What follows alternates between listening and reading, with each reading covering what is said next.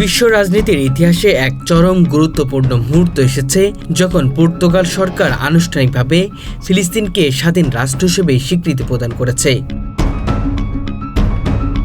এই সিদ্ধান্ত কেবল রাজনৈতিক কূটনীতি বা কাগজে লেখা নথি নয়, বরং এটি মধ্যপ্রাচ্যের স্থিতিশীলতা, আন্তর্জাতিক মানবাধিকার ও ন্যায় বিচারের প্রতিফলন।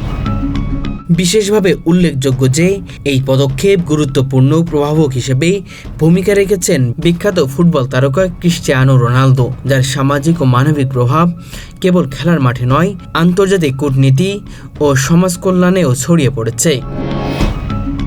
পর্তুগালের প্রধানমন্ত্রী এই ঘোষণায় বলেন, ফিলিস্তিনের জনগণ দীর্ঘদিন ধরে স্বাধীনতার জন্য সংগ্রাম করছে।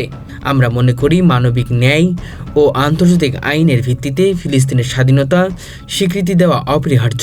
আমরা গর্বিত যে পর্তুগাল এই ঐতিহাসিক পদক্ষেপ গ্রহণ করেছে। সরকারের উক্তি অনুযায়ী এই স্বীকৃতি কেবল রাজনৈতিক সংকেত নয়, বরং এটি ফিলিস্তিনের সামাজিক, অর্থনৈতিক ও মানবিক উন্নয়নের জন্য নতুন দরজা খুলে দেবে। রোনালদোর ভূমিকা শুধু ক্রীড়া জগতেই সীমাবদ্ধ নয়। সামাজিক মাধ্যম, গণমাধ্যমে তার প্রচারণা ও মানবিক উদ্যোগ আন্তর্জাতিক সম্প্রদায়ের দৃষ্টি আকর্ষণ করেছে।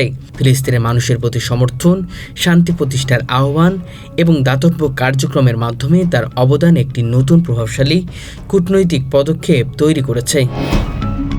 পর্তুগালের এই পদক্ষেপ কেবল ফিলিস্তিনের জন্য নয়, বরং গোটা বিশ্বের জন্য একটি গুরুত্বপূর্ণ বার্তা বহন করছে।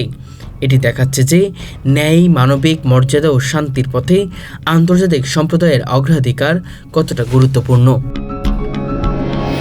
বিশ্ব রাজনীতিতে শান্তি প্রতিষ্ঠার জন্য এই ধরনের পদক্ষেপ প্রয়োজনীয় এবং এটি ভবিষ্যতে আরও দেশের জন্য অনুপ্রেরণার উৎস হতে পারে।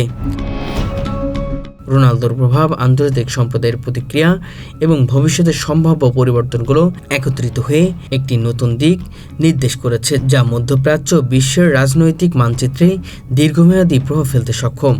এই ঘোষণার প্রতিটি দিকই প্রমাণ করেছে যে স্বাধীনতা, ন্যায় ও শান্তির জন্য সংগ্রাম কখনো বৃথা যায় না।